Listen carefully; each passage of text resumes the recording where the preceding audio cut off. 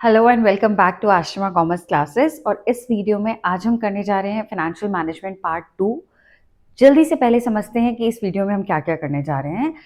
First is financial planning. Financial planning क्या होती है? कंपनी के फाइनेंशियल ऑपरेशंस का या कंपनी के ऑपरेशंस का एक ब्लूप्रिंट होता है जो आपको बताता है पहले से कि फ्यूचर कैसा दिखने वाला है, right.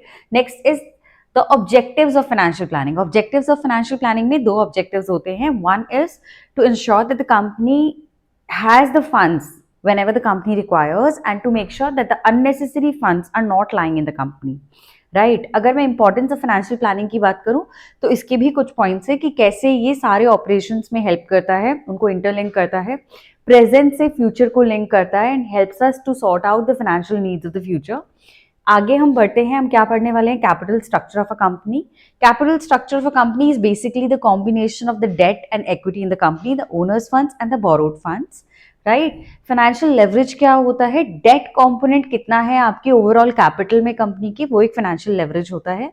The amount of debt in the overall capital of the company. Now why debt is cheaper, इसके रीजंस हम करने वाले हैं कि डेट क्यों चीप होता है। क्योंकि लेंडर का रिस्क कम होता है, टैक्स डिडक्टिबिलिटी होती है, right. So debt is more attractive in that case as compare to equity. हम factors affecting choice of capital structure करने वाले हैं जो कि 14 फैक्टर्स हैं।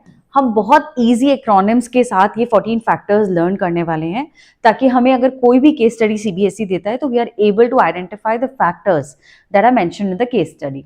ठीक है, then we are talking about the capital and how capital is divided into fixed capital and working capital.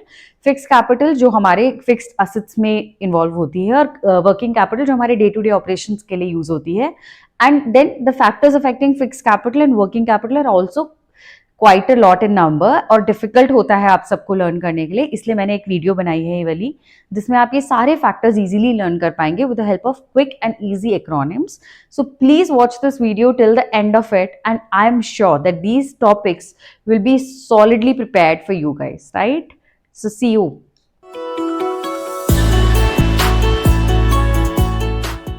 जैसे कि मैंने आपको भी बताया था कि हम ब्रीफली क्या करने जा रहे हैं, let's do it in detail now. Financial planning क्या होता है? Financial planning is the preparation of the financial blueprint. अब फाइनेंशियल ब्लूप्रिंट क्या है? फाइनेंशियल ब्लूप्रिंट बोले तो कि पहले से आपको बता रहा है कि आपके कंपनी के फ्यूचर फाइनेंशियल्स कैसे दिखने वाले हैं, projected revenues, profits and expenses, everything is going to lay down. ठीक है, फ्यूचर ऑपरेशंस के बारे में फाइनेंशियल ब्लूप्रिंट और फ्यूचर ऑपरेशंस, हमें ये दो कीवर्ड याद रखने हैं in the meaning of financial planning. अब कहता है financial planning has twin objectives. कितने ऑब्जेक्टिव्स हैं फाइनेंशियल प्लानिंग के? दो ऑब्जेक्टिव्स हैं। सिंपल सी बात है, जब आपकी कंपनी में फाइनेंशियल प्लानिंग कर रहा है कोई तो उसके पास दो मेन काम है। एक, जब भी पैसे की जरूरत हो तो पैसा होना चाहिए कंपनी में। दूसरी बात, अननेसेसरीली पैसा खाली नहीं पड़ा होना चाहिए। The funds should be raised only as and when required. Unnecessary idle cash should not be there in the company, right? So these are the two objectives: availability of funds whenever required. Firm should not raise resources unnecessarily. आगे बढ़ते हैं importance of business financial planning पे। Financial planning हम क्यों करते हैं, इसकी क्या क्या फायदे हैं, क्या क्या इंपॉर्टेंस है? सबसे पहला है, it helps you to forecast. It helps you to forecast that what can happen in different business situations. Let's say if your revenue drops, then how you're going to cope up with that? So it helps you with that. Next is it avoids the business shocks and surprises. अब आपको किसी भी तरीके का कोई shock या surprise ना लगे, इसके लिए पहले से ही प्रोविजंस, रिजर्व्स बनाता है और आपको प्रिपेयर करता है फ्यूचर के लिए।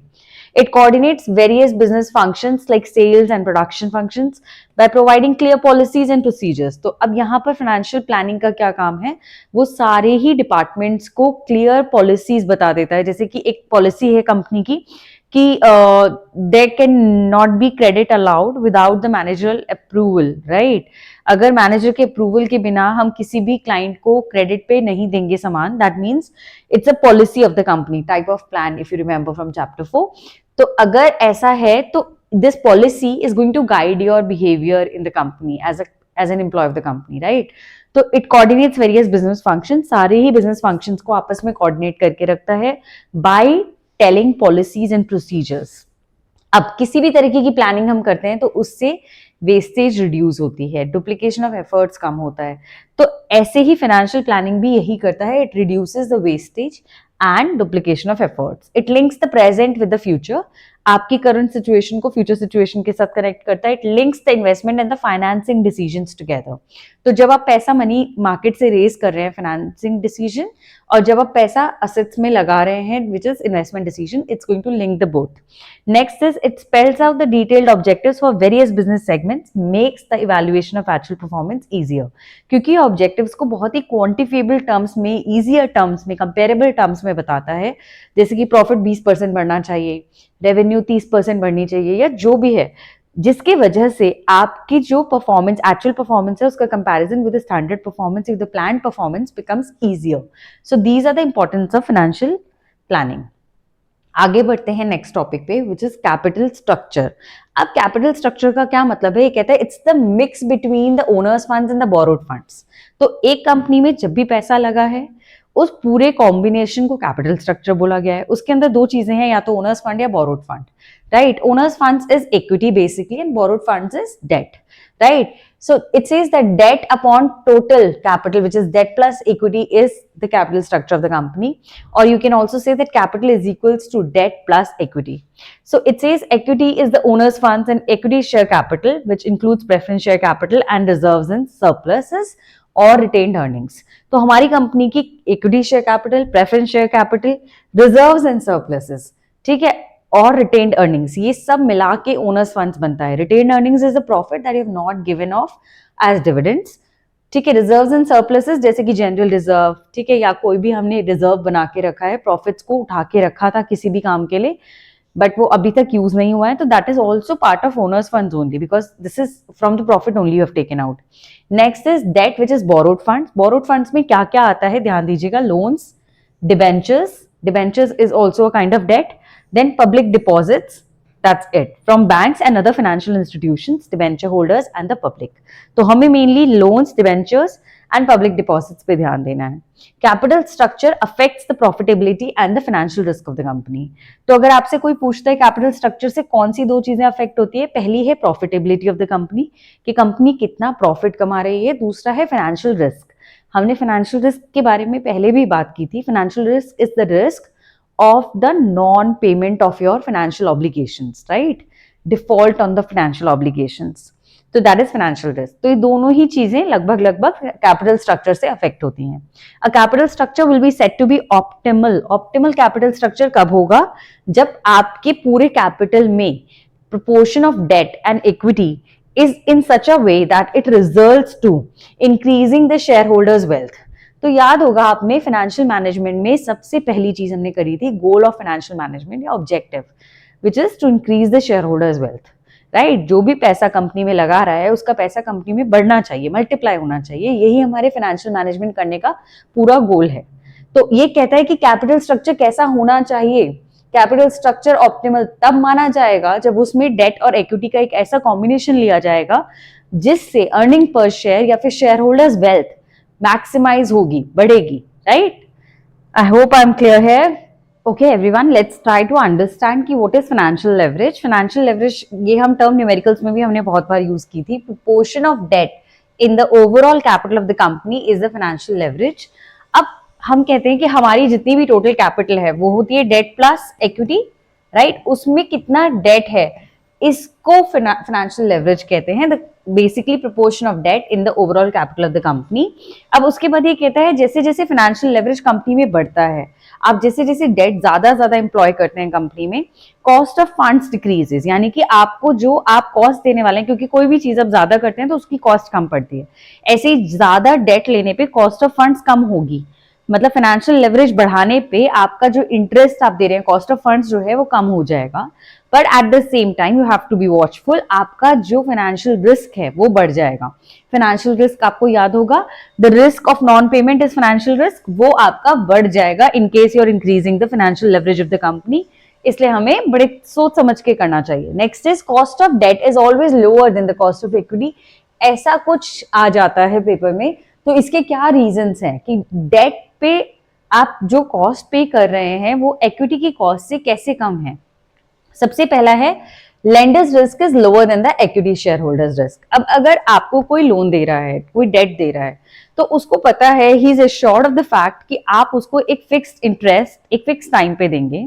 इनफैक्ट आप जो उसका प्रिंसिपल अमाउंट है वो भी रीपे करेंगे टाइम पे। So his risk is very low as compare to the equity share holder who is not assured of the dividends and the repayment of the equity shares, right? सो इस case में यहां पर जब उसका risk बहुत ज्यादा कम है तो उसका रिटर्न भी तो कम होना चाहिए, इसीलिए हम कहते हैं कि debt is always cheaper than the equity.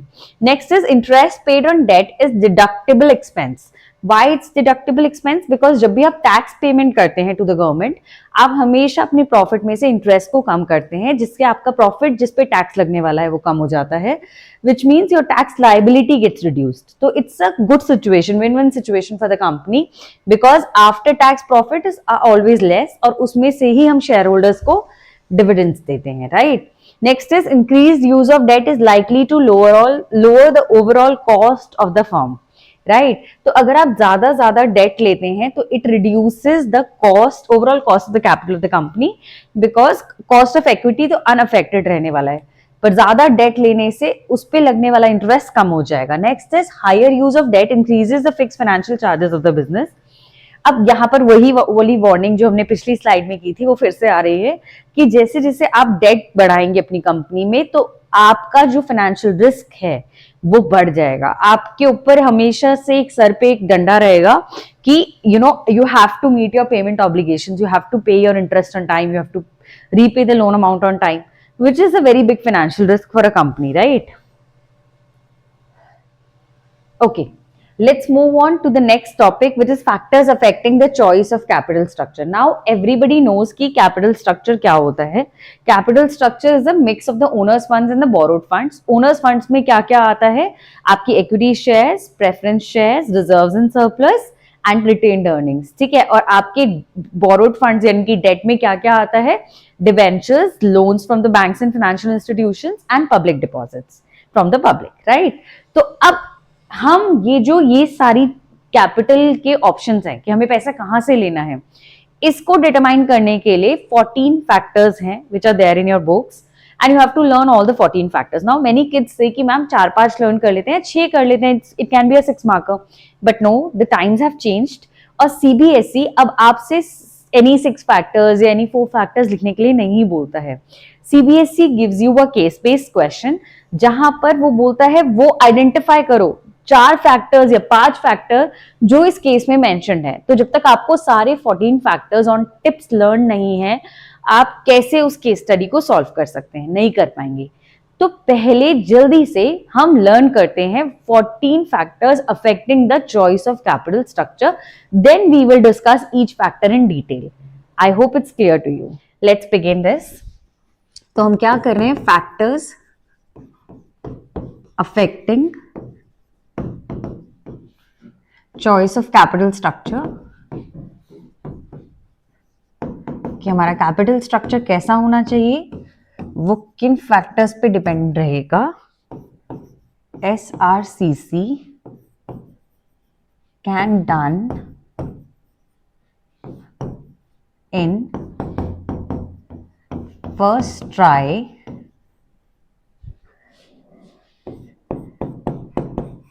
First काम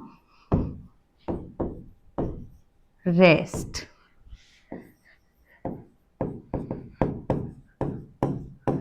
continuous revision। तो ये हैं आपके 14 factors. Let's quickly expand it, let's understand कि कौन सा फैक्टर किसके लिए है।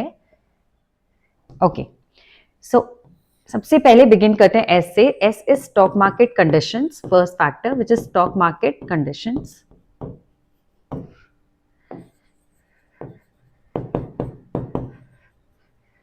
This is the first factor which is the stock market condition. R से हमारा सेकंड फैक्टर है regulatory framework.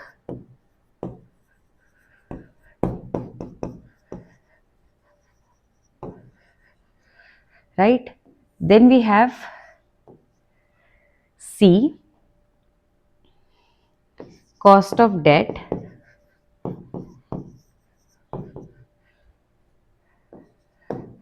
Then another C is 4, which is cost of equity.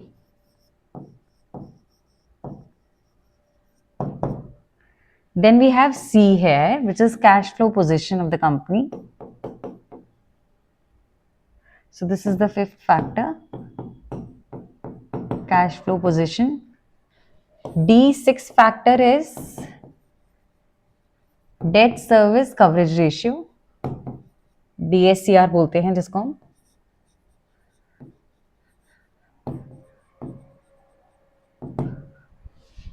I, इनका I लेंगे इंटरेस्ट कवरेज रेशियो.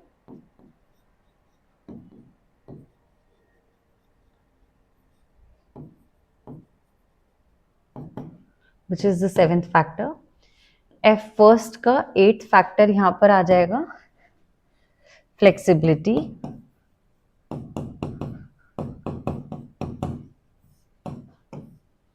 यहाँ पर T से ninth factor आ जाएगा, tax rate.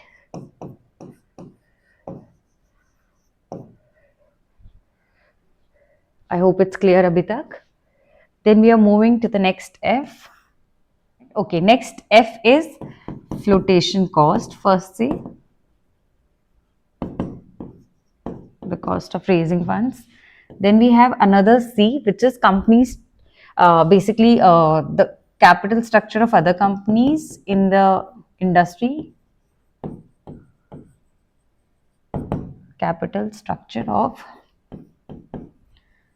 other companies. Now this was 10th factor. Then this was 11th factor. 12th factor R is, we have done regulatory framework, 1R. Then this is risk consideration.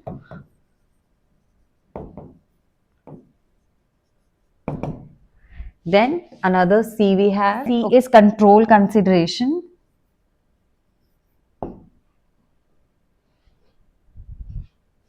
Control consideration. Then we have R, which is the last one, return on investment.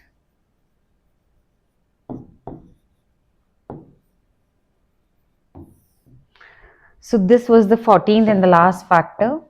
So this is one hack of learning all the 14. This is one hack of learning all the 14 factors of choice, factors affecting choice of capital structure, which is a very, very important CBSE topic. Now the acronym for the same is SRCC can be done, first try, first calm, rest, continuous revision. So this is my acronym. I'm going to explain this again in detail because you need to understand how each factor affects, but you can take a screenshot of this if you want. Financial management में हमने factors affecting choice of capital structure के 14 factors एक अच्छे से acronym से learn कर लिए हैं. But of course, we should know the understanding of all those 14 factors and we should be able to explain them in the exam, right? तो उसके लिए हम इन 14 factors की पहले एक समझ बना लेते हैं, right? Just by not by rote learning. ठीक है, अच्छा अब factors से start करते हैं. Factors affecting capital structure हम कर रहे हैं. Factors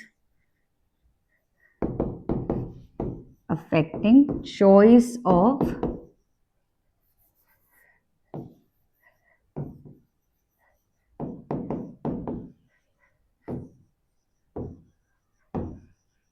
कैपिटल स्ट्रक्चर हम कर रहे हैं जिसके 14 फैक्टर्स हैं, हम सबको पता है, राइट? अब 14 फैक्टर्स का हमने जो एक्रोनिम कल किया था वो था, first was SRCC,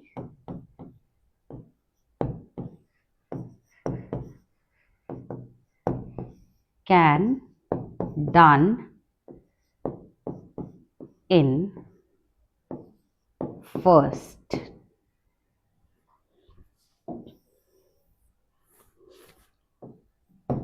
Try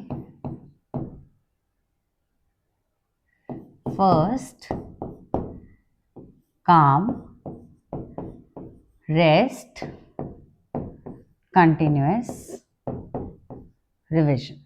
So I have written down the starting letters and similarly you will also try to do that. If there's a 6-mark question based on factors affecting choice of capital structure, तो आप एक फटाफट से rough column बना के या on the back side of your sheet you can write the 14 points so that you can create your answer among it. Okay. सो अगर मैं 14 फैक्टर्स की बात करूं, सबसे पहला है एस से था हमारा stock market conditions, right? S was stock market conditions.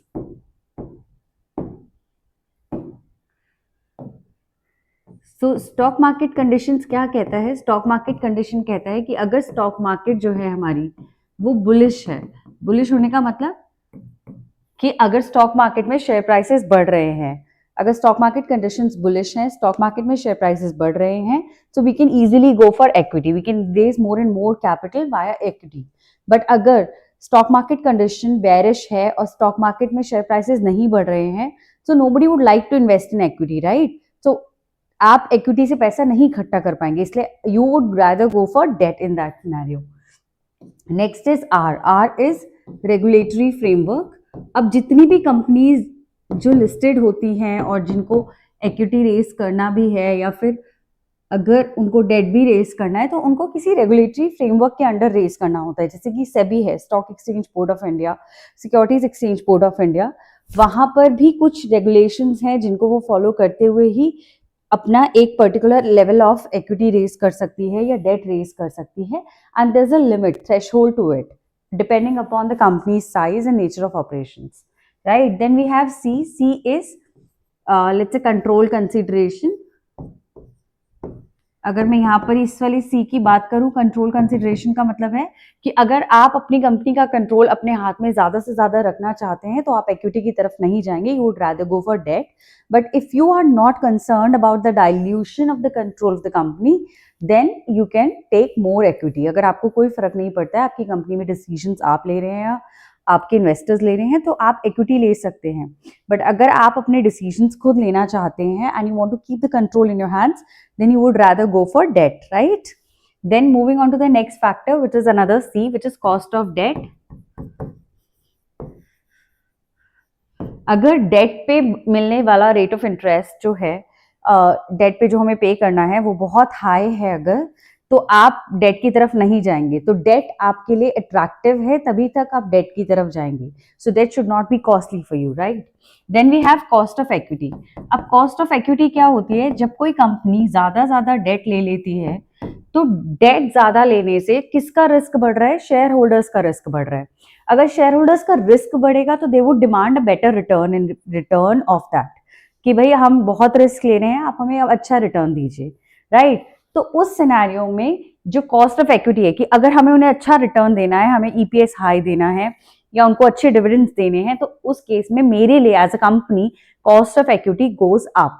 So if the cost of equity goes up, then we should not go for much debt, because if you will raise more and more debt, risk of the shareholders increase and that will raise the cost of equity. Then we have D, which is the debt service coverage ratio. अभी date service coverage ratio क्या होता है? ये basically बताता है कि आपकी company का जो प्रॉफिट है without any non cash expenses and interest payment, जो एलिमेंट है प्रॉफिट का, पार्ट है, वो कितना कवर कर सकता है आपकी डेट ऑब्लिगेशंस को मीट करने के लिए। तो डीएससीआर का फॉर्मूला क्या होता है, एक बार जल्दी से समझ लेते हैं।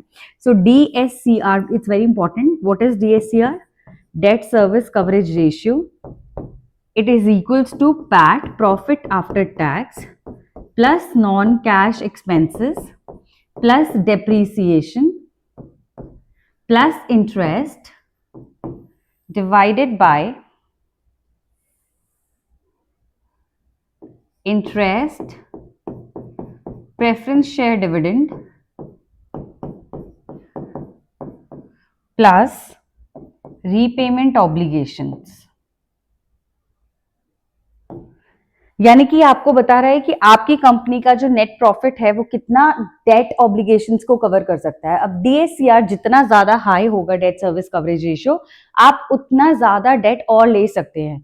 बट अगर आपका DSCR is not high and it's on the declining side, then you would rather go for equity, right? So I'm deleting this. Now I'm going to explain the next factor, which is I. I is interest coverage ratio. Right, ICR। अब जैसे date service coverage ratio बताता है कि profit कितना date obligations meet कर सकता है, वैसे ही इंटरेस्ट कवरेज रेशियो बताता है कि आपका प्रॉफिट कितना टाइम्स है as compare to the interest payment that you have to make. And number of times में होता है कैलकुलेट, और ये जितना ज्यादा नंबर ऑफ टाइम्स होता है, 5 टाइम्स 7 टाइम्स, उतना हेल्दी है कंपनी की एक लिक्विडिटी और फाइनेंशियल हेल्थ के लिए, राइट। तो इंटरेस्ट कवरेज रेशियो है आई, और इंटरेस्ट कवरेज रेशियो का क्या मतलब है, interest coverage ratio is equals to ICR is equals to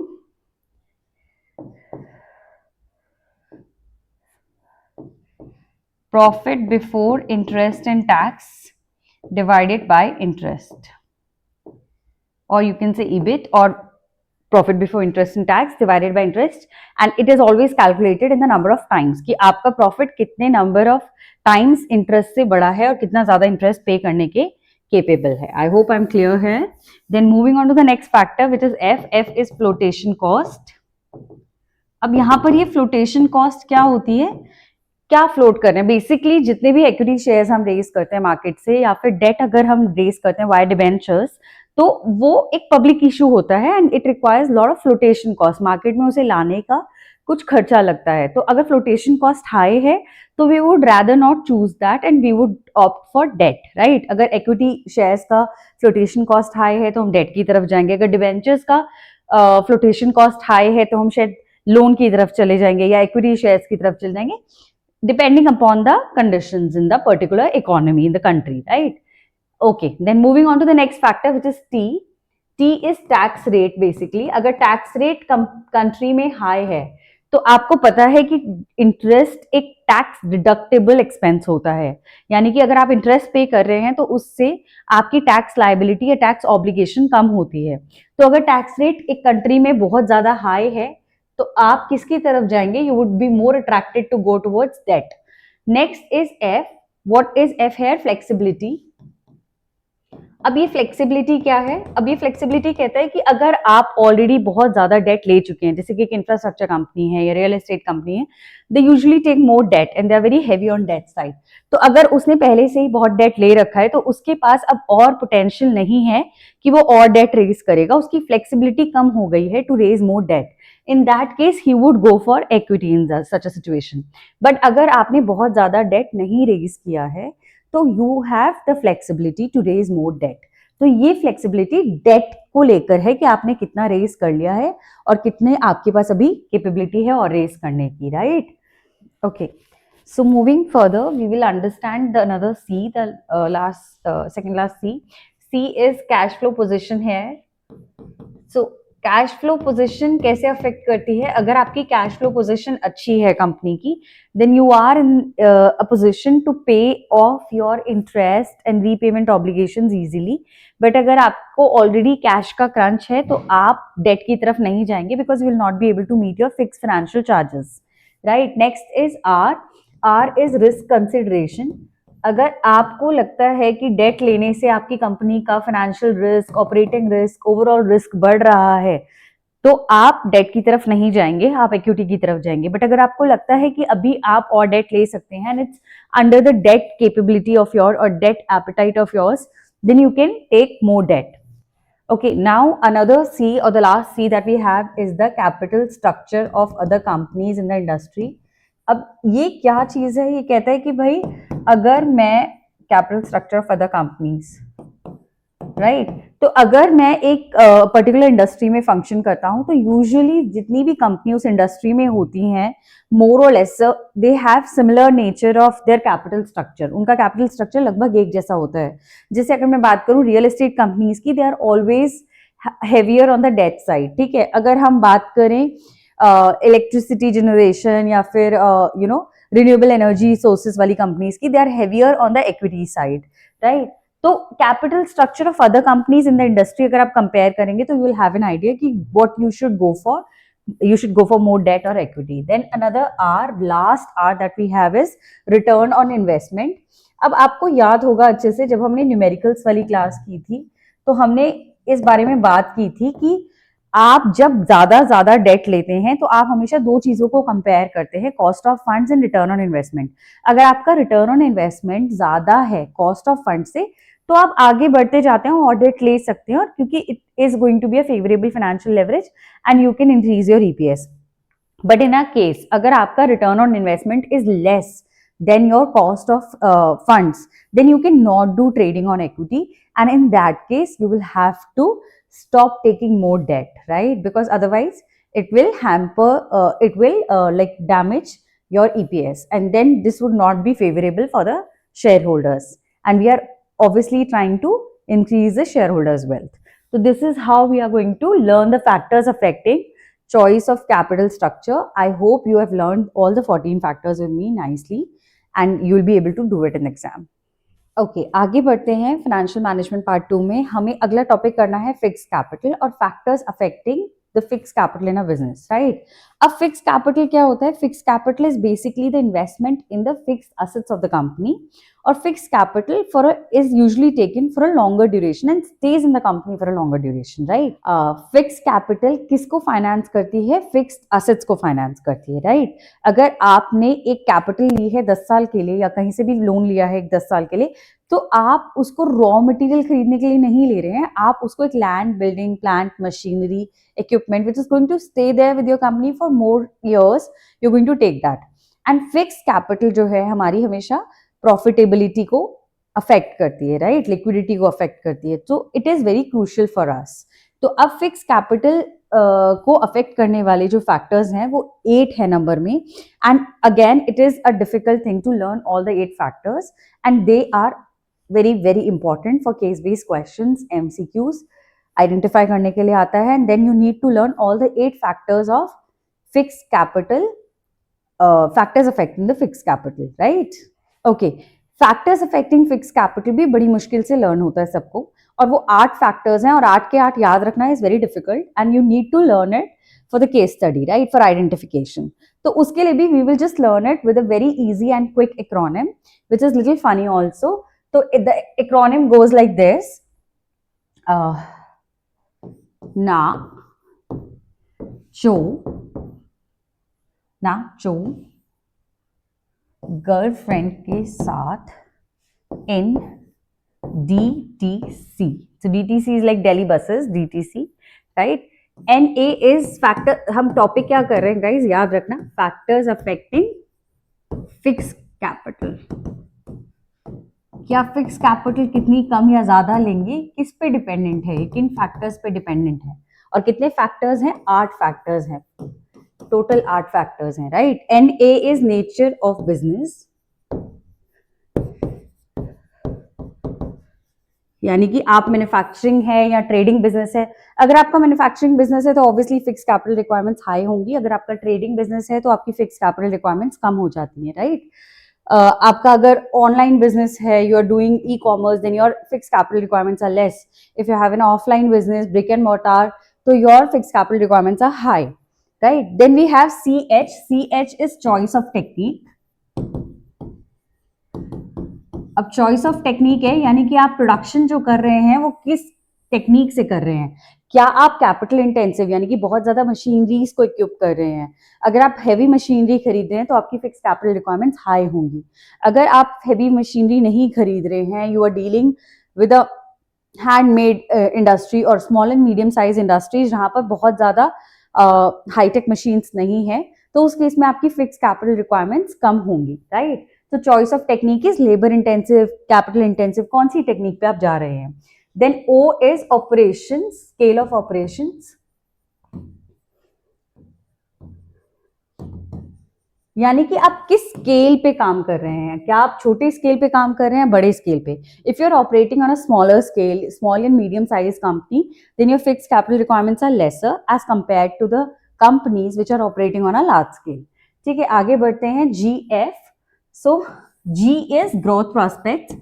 अगर आपकी कंपनी ऐसी है जिसके बहुत ज्यादा ग्रोथ प्रोस्पेक्ट्स हैं, आगे आने वाले प्रोजेक्ट से कंपनी को बहुत ग्रोथ मिलने वाली है, तो आपकी फिक्स कैपिटल रिक्वायरमेंट्स हाई होंगी. बट अगर आपके पास बहुत ज्यादा ग्रोथ प्रोस्पेक्ट्स नहीं है और एक स्टेगनेंट परफॉर्मेंस है कंपनी की, तो आप फिक्स कैपिटल रिक्वायरमेंट्स आपकी नहीं होंगी ज्यादा. अगर हम यहाँ पर F की बात करें तो F इज फाइनेंसिंग ऑल्टरनेटिव्स. अब फाइनेंसिंग ऑल्टरनेटिव्स का क्या मतलब है कि अगर आप एक इंडस्ट्री चला रहे हैं, you have hire the machinery on lease, या फिर आपने अपनी फैक्ट्री की जो प्रॉपर्टी है वो रेंट पे ली है, तो in this case you are financing these things and you are not actually investing money into the fix capital. तो आपकी फिक्स कैपिटल रिक्वायरमेंट्स कम होंगी. But on the other hand, if a company does not have any option to go on rent or to take machinery on lease, तो उनकी fixed capital requirements high रहेंगी. Right? Moving on to the next factor, D is diversification here. अब diversification का क्या मतलब है? Diversification मतलब अगर कंपनी नए नए प्रोडक्ट्स लॉन्च कर रही है, नए नए वेंचर्स में जा रही है, डाइवर्सिफाई कर रही है, तो उसकी फिक्स कैपिटल रिक्वायरमेंट्स हाई रहेंगी. But if a company is not diversifying, then its fix capital requirements would not be very high. Then T is technology upgradation. अब टेक्नोलॉजी अपग्रेडेशन का क्या मतलब है कि अगर एक कंपनी है जिसकी जो टेक्नोलॉजी है, जिस टेक्नोलॉजी पे वो लोग काम कर रहे होते हैं, वो बहुत जल्दी ऑब्सोलीट नहीं हो रही है, तो उसको फिक्स कैपिटल बार बार नहीं लगानी पड़ेगी. But if you are working on a company, let's say you have a software based company, और आपके जो सॉफ्टवेयर हैं वो बहुत जल्दी ऑब्सोलीट हो जाते हैं and a new software comes in the market. तो if your technology is easier to obsolete और very prone to obsolescence, then in that case you would require higher fixed capital, right? तो technology upgradation का मतलब है कि आपके business में अगर टेक्नोलॉजी बहुत जल्दी ऑब्सोलीट हो जाती है, खराब हो जाती है, पुरानी हो जाती है, तो आप फिक्स कैपिटल रिक्वायरमेंट्स आपकी ज्यादा होंगी. Then the last is C. C is here level of collaboration. अब ये कोलैबोरेशन एक नया सा वर्ड लगता है, बट आपने I think you must have heard it in Instagram, like a lot of people collab. So collaboration is similar to that. जैसे अगर आप एक ऑफिस स्पेस है और आप किसी कंपनी के साथ शेयर कर रहे हैं वो ऑफिस स्पेस, तो ऑब्वियसली आपको आधा पैसा देना है उसका, राइट? सिमिलरली अगर आप एक फैक्ट्री है, एक प्रोडक्शन यूनिट है और एक बहुत बड़ी सी मशीनरी है, एक प्लांट है जो आपने खरीदा है, वो भी अगर आप शेयर कर रहे हैं, कोलैबोरेट कर रहे हैं किसी के साथ, या if your business is in joint venture with some other company which has heavy machinery already and you don't need to buy it, तो आपकी फिक्स कैपिटल रिक्वायरमेंट्स कम होंगी. बट अगर आप कोलैबोरेशन नहीं कर पा रहे हैं तो आपकी फिक्स कैपिटल रिक्वायरमेंट्स हाई होंगी. So this was level of collaboration C. So we have learned all the 8 factors affecting the fixed capital with the help of the acronym. The acronym is nature of business. Nacho basically. So CH is choice of technique, O is scale of operations, girlfriend, G is growth prospects, F is financing alternatives. In DTC, D is diversification, T is technology upgradation, and C is level of collaboration. I hope I am clear on this. Okay, अब जो next topic है जिसकी हम बात करने वाले हैं वो है वर्किंग कैपिटल. अब वर्किंग कैपिटल क्या होती है? Working capital is the capital that is basically used in managing the day to day operations of the business, in running the business, right? अब बिजनेस चलाने के लिए let's say you have to buy raw material, you have to pay electricity bill, you have to pay rent, this is all working capital, right? Working capital exhaust हो जाती है जल्दी ही time में, तो वर्किंग कैपिटल जो है वो कौन से टाइप के असेट्स को फाइनेंस करेगी? करंट असेट्स को फाइनेंस करेगी, क्योंकि करंट असेट्स भी जल्दी ही एग्जॉस्ट हो जाते हैं, राइट? तो वर्किंग कैपिटल कितनी होगी एक बिजनेस में, ज्यादा होगी या कम होगी, उसको कुछ फैक्टर्स अफेक्ट करते हैं, and the number of factors are 12 in number, right? तो फैक्टर्स अफेक्टिंग वर्किंग कैपिटल हम करने जा रहे हैं, जो कि नंबर में है 12 फैक्टर्स. तो कोई भी 6 केस स्टडी में आ सकते हैं, ऐसा नहीं है कि आप 6 लर्न करके जाएंगे और काम चल जाएगा. तो you need to memorise all the 6 factors that are affecting the working capital of a business, right? So let's learn it with a quick acronym, with an easy acronym so that it stays with you in the paper. अब ध्यान से समझिएगा हम इसका क्या acronym बना रहे हैं. इसका एक्रोनिम है BIG, big, slap on CCS. हम क्या कर रहे हैं? फैक्टर्स अफेक्टिंग वर्किंग कैपिटल, और इसके एक्रोनिम हमने बनाया है 14 फैक्टर्स का, big, slap on CCS. Now let's try to understand the acronym by abbreviating it. So by abbreviating is B is business cycle. अब अगर आपका बिजनेस साइकिल लंबा है, लाइक फॉर एग्जांपल अगर आपका प्रोडक्ट बनता है और मार्केट में बिकता है and it takes a longer duration to do that, तो आपको ज्यादा वर्किंग कैपिटल की जरूरत होगी, right? Longer the business cycle, more requirement of working capital. But अगर आपका business cycle छोटा है तो आपकी working capital requirements कम होंगी, right? Okay, moving on to the next factor, I is inflation. अब अगर इन्फ्लेशन होगा यानी कि महंगाई होगी, इंक्रीज इन द प्राइसेस होगा, तो रॉ मटेरियल महंगा होगा, वेजेस सैलरीज महंगी होंगी, यानी कि वर्किंग कैपिटल ज्यादा चाहिए. बट अगर इन्फ्लेशन कम है इकोनॉमी में तो आपकी वर्किंग कैपिटल रिक्वायरमेंट्स कम होंगी, right. Then G we have third factor which is growth prospects.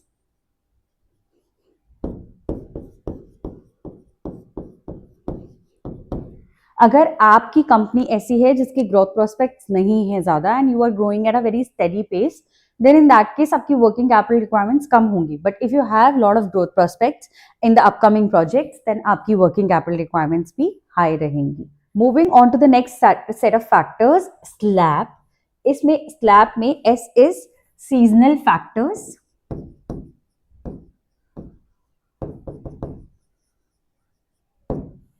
यानी कि अगर आपके बिजनेस में सीजनैलिटी है, जैसे कि अगर for example there is a sweet shop, तो उनका business around Diwali it is more of business and they require more working capital in that season. But if your business is not of seasonal nature, let's say you are running a school, there is no season, it's like the whole year the school runs, तो आपकी working capital requirements कुछ ऐसे high या लो नहीं होंगी, it would be steady. But if you have a seasonal business during that particular season, your working capital requirements would be high. Then we have L, and L stands for level of competition in the market.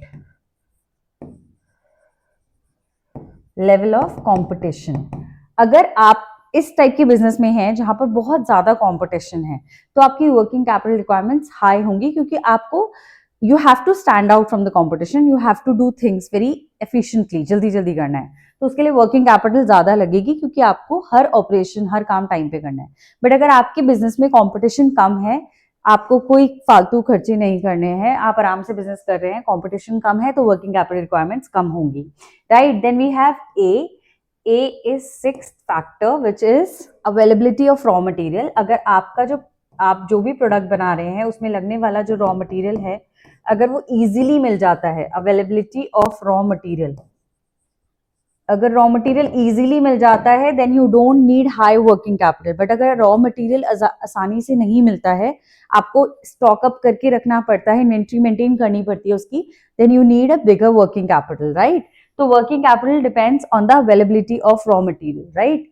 Next is P. P is production cycle. Seventh factor is production cycle. अब ये production cycle क्या है कि अगर आपका जो product है वो बनने में बहुत टाइम लगाता है, let's say you are building flats in a residential society or building flats, तो it takes longer duration, gestation period ज्यादा है यहाँ पर, तो उस केस में वर्किंग कैपिटल रिक्वायरमेंट्स हाई होंगी. बट अगर प्रोडक्शन साइकिल छोटी होती है, let's say you make ice creams and ice creams can be made very easily and in less number of days, तो प्रोडक्शन साइकिल छोटे होने की वजह से आपका वर्किंग कैपिटल रिक्वायरमेंट कम होगा. Then we have another set of factors. Big slab is done, O and N is left. O and N, okay. O is operating efficiency. 8th factor पे आ जाते हैं यहाँ पर. O is operating efficiency. अब operating efficiency क्या होता है? Operating efficiency होता है कि आप कितने कम खर्चे में कितने अच्छे से प्रोडक्शन ज्यादा से ज्यादा कर पाते हैं. Efficiency is basically using less number of resources with less cost, how you're able to maximize your production. तो ऑपरेटिंग एफिशिएंसी अगर आपके बिजनेस की अच्छी है तो वर्किंग कैपिटल रिक्वायरमेंट कम होगी. अगर ऑपरेटिंग एफिशिएंसी अच्छी नहीं है तो आपकी वर्किंग कैपिटल रिक्वायरमेंट ज्यादा होंगी, राइट.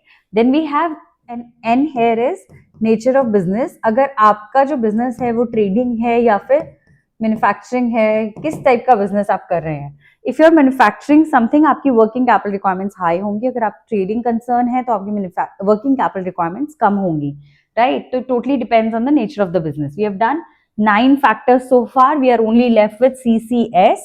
सो अगर हम C की बात करें तो पहला C है credit availed, which is the 10th factor, credit availed.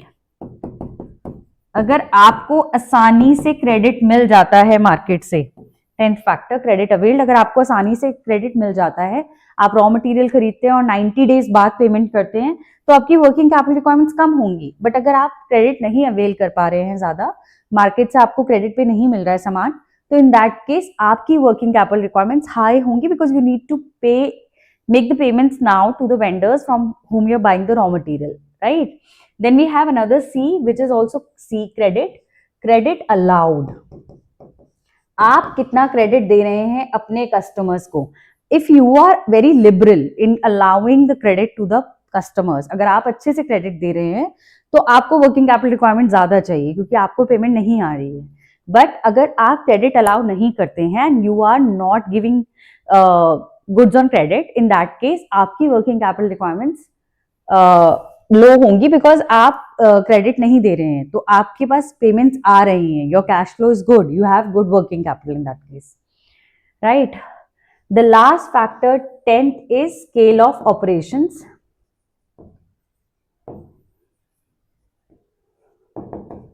ये फैक्टर आपने देखा होगा, फिक्स कैपिटल में भी था, वर्किंग कैपिटल में भी था, स्केल ऑफ ऑपरेशंस, कि कितने स्केल पे आप काम कर रहे हैं. If you are operating on a larger scale, larger amount of working capital would be required. If you're operating on a smaller scale, your working capital requirements would be less. So this is how we learn the factors affecting working capital in a fun and easy way, which is how many factors are there? 12, and we have learned it with the acronym of big slap on CCS.